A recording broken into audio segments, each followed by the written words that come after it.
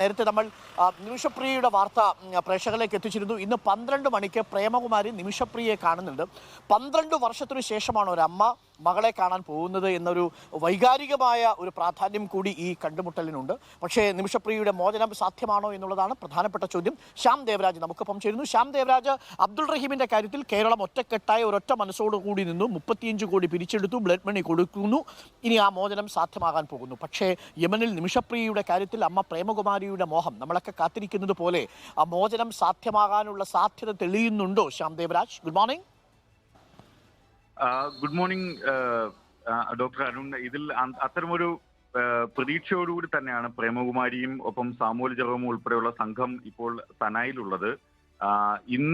കാരണം ഇന്നലെ ഇന്ത്യൻ സമയം 11 മണിയോടെയാണ് പ്രേമകുമാരിയും സാമൂൽ ജെറോമും സനായിലെത്തിയത്. ഇന്നലെ തന്നെ നിമിഷപ്രിയയെ കാണാനുള്ള അനുമതി തേടി ഉള്ള അപേക്ഷകളെല്ലാം നൽകിയിരുന്നു. അത് ഇന്നലെ രാത്രിയോടെ ജയിലധികൃതർ അംഗീകരിക്കുകയും ഇന്ന് നിമിഷപ്രിയയെ ജയിലിലെത്തി കാണാനുള്ള അനുമതി പ്രേമകുമാരിക്ക് നൽകുകയും ചെയ്തു. പ്രേമകുമാരിയും ഒപ്പം സാമൂൽ ജെറോമും ഉച്ചയ്ക്ക് 2 മണിക്കാണ് ജയിലിലെത്തുക. സനായിൽ തന്നെയുള്ള ജയിലാണ്. സന എന്നത് ഏറ്റവും ആഭ്യന്തര പ്രശ്നങ്ങൾ രൂക്ഷമായ ഒരു ഇടം കൂടിയാണ്. പ്രത്യേകിച്ചും ഹൂതി വിമതരുടെ അധീനതയിലുള്ള ഒരു പ്രദേശവും കൂടിയാണ്. അതിന്റെ ചില പ്രശ്നങ്ങളുണ്ട്. പക്ഷെ ഇതുവരെയും അങ്ങനെ അത്തരമൊരു പ്രയാസം ഉണ്ടായിട്ടില്ല എങ്കിലും അതുകൂടി പ്രതീക്ഷിക്കുന്നുണ്ട്. എന്നാലും ഇന്ന് ഉച്ചയ്ക്ക് 2 മണിക്ക് യമൻ സമയം ഉച്ചയ്ക്ക് 2 മണിക്ക് നിമിഷപ്രിയയെ സനയിലുള്ള ജയിലിലെത്തി പ്രേമകുമാരി കാണും. സ്വാഭാവികമായി അതൊരു വൈകാരികമായ നിമിഷങ്ങളായിരിക്കും. 12 വർഷത്തിന് ശേഷമാണ് കാണുന്നത്.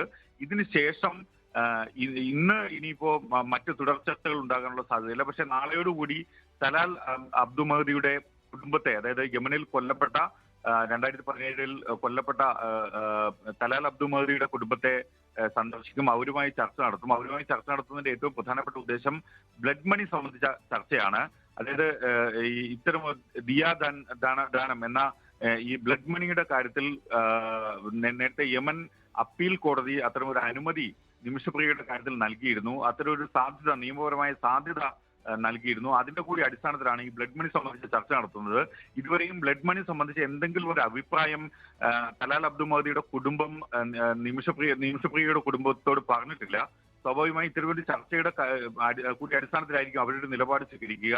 തലാൽ അബ്ദു മഹദിയുടെ കുടുംബം എന്ത് നിലപാട് സ്വീകരിക്കുന്നു എന്നതാണ് ഏറ്റവും പ്രധാനം. അത്തരമൊരു ചർച്ച നാളെയായിരിക്കും ഉണ്ടാകുക എന്നതാണ് നമ്മൾ ഈ ആക്ഷൻ കൗൺസിലിൽ നിന്നടക്കം അഭിഭാഷകൻ സുഭാഷ് ചന്ദ്രനിൽ നിന്നടക്കം നമുക്ക് ലഭിക്കുന്ന സൂചനകളിൽ നിന്നും വ്യക്തമാകുന്നത്. അതുകൊണ്ട് തന്നെ എന്തായാലും ഇന്ന് നിമിഷപ്രിയയെ പ്രേമകുമാരി കാണുന്നു എന്നതാണ് ഏറ്റവും പ്രധാനം. അതിനുശേഷമായിരിക്കും തലാൽ അബ്ദു മഹദിയുമായിട്ടുള്ള കുടുംബവുമായിട്ടുള്ള ചർച്ചയും ബ്ലഡ് മണി സംബന്ധിച്ച കാര്യത്തിലുള്ള ഒരു തീരുമാനവും എടുക്കുക. അക്കാര്യം ബ്ലഡ് മണി സ്വീകരിക്കാൻ തീരുമാനിച്ചു കഴിഞ്ഞാൽ നിമിഷപ്രിയയുടെ മോചനം സാധ്യമാകും.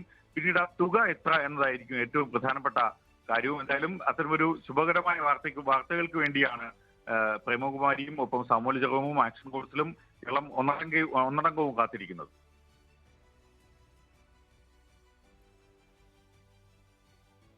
ശ്യാം ദേവരാജാണ് വിവരങ്ങൾ നൽകിയത്.